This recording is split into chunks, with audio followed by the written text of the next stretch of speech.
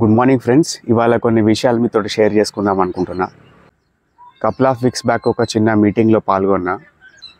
యాక్చువల్గా ఆ మీటింగ్ ఉద్దేశం ఏంటిదంటే నార్త్ ఇండియా లోపల, నేను అది మెన్షన్ చేయాలి స్టేటు, మన భారతదేశం లోపల తలభాగం ఉన్న ఏరియా అనుకోండి.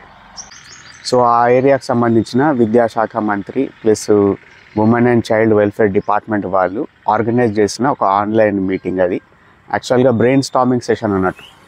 వాళ్ళ ఉద్దేశం ఏంటిది, చిన్నపిల్లల లోపల చిన్నతనం నుండి జెండర్ సెన్సిటైజేషన్ పైన అవగాహన కల్పించాలి. అంటే ఆడవాళ్ళని గౌరవించాలి, ముసలి వాళ్ళు ఉంటే వాళ్ళకి ఎట్లా రెస్పెక్ట్ ఇవ్వాలి, పిల్లలు ఇంకా చిన్నపిల్లలు మనకన్నా చిన్న పిల్లలు ఉంటే వాళ్ళని ఎట్లా కేర్ తీసుకోవాలి, వాళ్ళకు ఉండే రైట్స్ ఏంటివి, రకరకాల టాపిక్స్ అన్నట్టు. చిన్నపిల్లల లోపల సమాజం పట్ల, వాళ్ళ పట్ల, సొసైటీ లోపల భిన్న రకాల వ్యక్తులు ఉంటారు. సో వాళ్ళతో ఎట్లా డీల్ చేయాలి, మనం ఎట్లా సెన్సిటివ్గా ఉండాలి అనే అవగాహన వాళ్ళ లోపల ఫౌండేషన్ లెవెల్ లోపల కల్పించడానికి ఏర్పాటు చేసిన ఒక బ్రెయిన్ స్టార్మింగ్ సెషన్. అందులోపల నేను అబ్జర్వ్ చేసింది ఏంటంటే, వీళ్ళు మరీ ఓవర్గా డైరెక్ట్ యూఎస్కి వెళ్ళి కాపీ కొడుతున్నారు. కొన్ని one of the European countries నుండి మోడల్స్ని కాపీ కొడుతున్నారు. అసలు మన భారతదేశానికి సంబంధించిన కల్చర్కి కానీ, మన సెన్సిటివిటీస్కి కానీ ఏ కోశాన కూడా సంబంధం లేని టాపిక్స్ని వీళ్ళు తీసుకొస్తున్నారు. అంటే వీళ్ళు చెప్పిన టాపిక్ ఏంటిదంటే, మనం ఇది ఎస్టాబ్లిష్ చేయాలి, జెండర్ అంటే 72 రకాల జెండర్స్ ఉన్నాయి, మనం అందులో 72 కాకుండా కానీ ఒక ప్రామినెంట్గా 6 జెండర్లను మన కరికులంలో పెట్టాలి అని ఒక ఆమె ప్రపోజల్ పెట్టింది. ఒక 5 సంవత్సరాల పిల్లగాడికి లేకుంటే పాపకు 72 రకాల జెండర్లు ఉంటాయి, అందులో ప్రామినెంట్గా 6 రకాల జెండర్లు ఉంటాయి, నీకు నచ్చింది నువ్వు చూస్ చేసుకోవచ్చు అని నువ్వు 5 ఏళ్ళప్పుడు ఫీడింగ్ ఇస్తావా? చూడండి, అర్థమైతే లేదు. రాను ఎవరైతే ఎడ్యుకేషన్ ఏరియాలో ఉంటారో ఫికల్ మైండెడ్ అయిపోతున్నారు. ఆ ప్లేస్లో స్ట్రాటాలకు పోయే వ్యక్తులు కూడా మన రూట్ తోటి, మన కల్చర్ తోటి, మన దేశంతో రకరకాల సెన్సిటివిటీస్ తోటి సంబంధం లేని వ్యక్తులు పోతున్నారు ఆడికి. చూడండి, అమెరికా కల్చరల్గా నాశనం అయిపోవడానికి కారణం ఏంటిది? వోకిజం. ఈ వోకిజం అంటే ఏంటి చూడండి, వ్యక్తులను వర్గాలుగా విడగొట్టడం. వాళ్ళ జెండర్ ఏంటిది, వాళ్ళ కలర్ ఏంటిది, వాళ్ళ దేశం యొక్క ఎథ్నిసిటీ ఏంటిది, వాళ్ళ వయసు ఏంటిది, వీటి రకాలుగా విడగొట్టి దాన్ని గ్లోరిఫై చేయడం, కొందరిని విక్టిమ్ చేయడం, కొందరిని అప్రెసర్గా చేయడం, సమాజాన్ని చిన్న భిన్నం చేసి వీళ్ళ ఎజెండా ముంగడు తీసుకుపోవడం. మనం బాగా ఈ మధ్యన ప్రామినెంట్గా చూస్తుంది ఏంటిది? Me too movement, black lives matter movement. ఇవన్నీ ఎక్కడికి వెళ్ళి పుట్టినాయి అనుకుంటున్నారు? దీని యొక్క బీజం కింద రూట్ ఏమున్నదంటే వోకిజం. ఈ వోకిజం ఇండైరెక్ట్గా ఎట్లా స్ప్రెడ్ అవుతుందంటే, అకాడమిషియన్స్ తోటి, పొలిటీషియన్స్ తోటి, సోషల్ మీడియా ఇన్ఫ్లుయెన్సర్ తోటి, సినిమాల ద్వారా, మీడియా ద్వారా, టీవీ ద్వారా, ఈవెన్ కార్టూన్ల ద్వారా కూడా ఆఖరికి వోకిజంని మెల్లగా స్ప్రెడ్ చేస్తున్నారు. అంటే ఏంటిది? ఫ్యామిలీ అనే ఇన్స్టిట్యూషన్ని బద్దలు కొట్టేసి ఎవరికి వాడు ఇండివిజువల్గా బతకాలి. నువ్వు అయ్యని పట్టించుకోవాల్సిన అవసరం లేదు, అమ్మని పట్టించుకోవాల్సిన అవసరం లేదు. నువ్వు పెళ్లి చేసుకుంటే నీ పెళ్ళ నీ బాధ్యత కాదు, నీ పిల్లలు నీ బాధ్యత కాదు, వాళ్ళ బర్డెన్ ఒక రకంగా. ఇది ప్రాపగేట్ చేస్తూ ఉంటుంది. నువ్వు సర్టెన్ టైం తర్వాత నువ్వు ఇంకా పేరెంట్స్ తోటి కలిసి ఉంటున్నావు అంటారే, నీకు తెలివి లేదా, నీకు బుద్ధి లేదా, నువ్వు ఎందుకుంటున్నావు పేరెంట్స్ తోటి, నీకు నువ్వు విడిపోవాలి, వాళ్ళేం లయబిలిటీ కాదు మన మీద, మనం ఎందుకు బర్డెన్ తీసుకోవాలి, ఇట్లాంటి ప్రాపగెండా ఉంటుంది. మెల్లమెల్లగా చూడండి, ఒక రకమైన ఈక్వాలిటీ దేవాలని చూస్తుంటారు. అంటే ఏంటిది? హల్క్ మగోడు లేడీ హల్క్ కూడా కావాలి, సూపర్ మ్యాన్ మగోడు ఒక సూపర్ ఉమెన్ కావాలి, బ్లాక్ ప్యాంథర్ సినిమాలో హీరో మగోడు. అరే మగోడే హీరో ఉంటాడా? ఆడవాళ్ళు ఉండద్దా? Lady black panther. చూడండి ఎంత దారుణమైన విషయాలు వీళ్ళు మెల్లమెల్ల తీసుకొస్తున్నారంటే. ఇప్పుడు అమెరికాలో జరుగుతున్న డిబేట్ అదే. జెండర్ న్యూట్రల్ బాత్రూమ్లు ఉండాలి, టాయిలెట్స్ ఉండాలి. ఒక మగవాడు ఆడవాళ్ళగా ఆపరేషన్ చేసుకొని మారిపోయిండు. అతనికి ఇప్పుడు ఆడవాళ్ళతోటి సమానంగా లేడీ స్పోర్ట్స్ల లోపల వీళ్ళని పార్టిసిపేట్ చేయనియాలి. ఇప్పుడు ఆటోమేటిక్గా బయాలజికల్ మేల్ అనేటోడు ఎత్తుగుంటాడు, బలంగా ఉంటాడు. ఆటోమేటిక్గా ఇప్పుడు స్విమ్మింగ్ పోటీలన్నీ బయాలజికల్ మొగోళ్ళే గెలుస్తున్నారు అక్కడ. అంటే ఒక రకంగా ఇప్పుడు ఆడవాళ్ళని అన్యాయం చేసినట్టే కదా పాపం. హానెస్ట్గా ఫేస్ టు ఫేస్ మాట్లాడుకుంటే మగవాళ్ళ స్విమ్మింగ్ పోటీ లోపల మగవాళ్ళే గెలుస్తారు, ఆడవాళ్ళ స్విమ్మింగ్ పోటీలలో మగవాళ్ళే గెలుస్తున్నారు.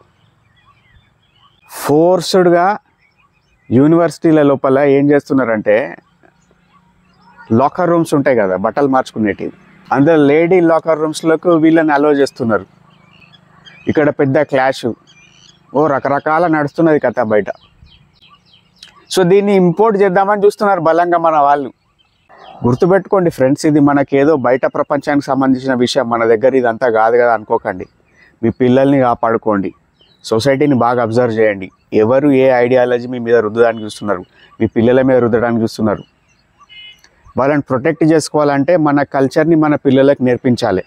మీరు హిందూ కావచ్చు, ముస్లిం కావచ్చు, క్రిస్టియన్ కావచ్చు, సిక్ కావచ్చు, బుద్ధిస్ట్ కావచ్చు, ఎవరన్నా కావచ్చు, మీ కల్చర్ని మీ పిల్లలకు నేర్పించండి. ఎందుకంటే ఒక రకమైన ఫోర్సెస్ యాక్చువల్గా ఈ భూమి మీద ఎటువంటి కల్చర్ ఉండద్దు, ఎటువంటి రిలీజన్ ఉండద్దు అనే ఒక ప్రాపగెండా నడుస్తుంది. నేను ఒక సింపుల్ ఎగ్జాంపుల్ చెప్తా.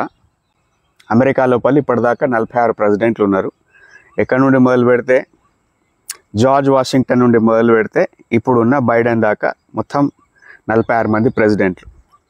వీళ్ళందరూ ఏదో రకమైన హింస చేసిన వాళ్ళే, ఏదో రకమైన వార్ చేసిన వాళ్ళే, ఏదో రకంగా కొన్ని వందల వేల మందిని చంపిన వాళ్ళే. ఎవ్వడు శాంతమూర్తి లేడు.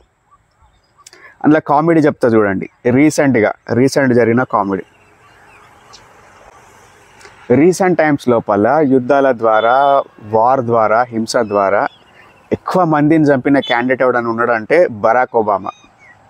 ఆ బరాక్ ఒబామాకు దొరకబట్టి పట్టి నోబెల్ ప్రైజ్ ఇప్పించారు. ఎందుకు ఇప్పించారు? ఇప్పుడు మనం డొనాల్డ్ ట్రంప్ ఉన్నాడు, వీడు మాటలు తప్ప చేతలు ఏముండయి. అంటే ఇప్పుడు kind of is a business person. ఇప్పుడు వార్కి పోతే పైసలు ఖర్చు అవుతాయి, ఎందుకు మనం మాట్లాడి మీడియేటర్ చేసేసి ఇది ఆపేద్దాం, ఈ టైప్ ఆఫ్ మైండ్ సెట్ ఉన్నాడు. కానీ ఇది నోటి దూల చేయబట్టి ఏంటిది, అరే వీడు పెద్ద అబ్బో, వీడు ముస్లింలకు వ్యతిరేకం, వీడు నల్లోళ్ళకి వ్యతిరేకం, లేకపోతే వీడు మెక్సికన్లకు వ్యతిరేకం, లేకపోతే ఇంకో రకరకాల వీడు ఆడోళ్ళకి వ్యతిరేకం. వీడి మీద ఒక రకమైన ముద్ర ఉన్నది. వీడు మాటలు తప్ప చేతలు ఏం లేవు కదా. నిజంగా మనుషులను లక్షల మందిని చంపిండు. ఇరాక్ లోపల, ఆఫ్ఘనిస్తాన్ లోపల ఒబామా ఆడపిల్లల్ని, చిన్నపిల్లల్ని, ముసలోళ్ళని ఓ రకమైన యుద్ధం అంటారా, ప్రాపగెండా అంటారా, లేకుంటే వాళ్ళ అవసరాల కోసం వాళ్ళు చేసిన ఒక డ్రామా అంటారా, వేల లక్షల మందిని చంపిండు. వానికి తీసుకుపోయి నోబెల్ ప్రైజ్ ఇచ్చారు. చూడండి, అంటే వాళ్ళ నరేషన్కి తగ్గట్టు ఏది సూట్ అవుతుందో దాన్ని ఎంకరేజ్ చేస్తారు, వాళ్ళను మెల్లగా ఫ్లరిష్ చేస్తారు. ఒబామాకి నిజంగా ఎందుకు నోబెల్ ప్రైజ్ వచ్చింది అనుకుంటున్నారు? ఫస్ట్ ఆఫ్ ఆల్ నల్ల జాతీయుడు. రెండోది అతి ముఖ్యమైనది ఏంటిదంటే అతను ఒక మంచి పబ్లిక్ స్పీకర్, ఒక ట్రైన్డ్ స్పీకర్ అతను. సో అతని పబ్లిక్ స్పీకింగ్ అబిలిటీస్కి నోబెల్ ప్రైజ్ వచ్చింది. కామెడీ. నా బాధ ఇదంతా వీడియో లోపల నేను చెప్పిన నా బాధ ఏంటిదంటే, అరే బాబు, మీ కల్చర్ని మీ పిల్లలకు నేర్పించండి, కుటుంబ వ్యవస్థను కాపాడడానికి ప్రయత్నం చేయండి. రకరకాల ఎంటిటీస్ మీ పిల్లల్ని మీ దగ్గరికి ఎత్తుకపోనికి ప్రయత్నం చేస్తున్నాయి, వాళ్ళ మైండ్ వాష్ చేయడానికి ప్రయత్నం చేస్తున్నాయి. ఇటువంటి ఎంటిటీస్ అకాడమియా లోపల ఉన్నాయి, యూనివర్సిటీస్ లోపల ఉన్నాయి, గవర్నమెంట్స్ లోపల ఉన్నాయి, సొసైటీలో ఉన్నాయి. వీళ్ళ నుండి మీ పిల్లల్ని కాపాడుకోవాలంటే, మిమ్మల్ని మీరు కాపాడుకోవాలంటే మీ కల్చర్ని మీరు ఎంబ్రేస్ చేసుకోండి, మీ పిల్లలకు నేర్పించండి, కుటుంబ వ్యవస్థ మీద నమ్మకం కల్పించండి, ప్రేమ కల్పించండి, మీ కుటుంబాన్ని బలంగా తయారు చేసుకోండి. మీ కుటుంబం గట్టిగా ఉంటే కనుక ఇటువంటి వాళ్ళు ఎంతమంది వచ్చి ఎన్ని ప్రాపగాటి చేసినా కానీ, ఎంత వాళ్ళ నెత్తి లోపల చెత్త నింపుదామని చూసినా కానీ వాళ్ళు ఏం చేయలేరు. సో యాజ్ అ పేరెంట్ మీ రెస్పాన్సిబిలిటీ మీ పిల్లల్ని కాపాడుకోవడం. సో ఇది friends, this is Gautam signing of.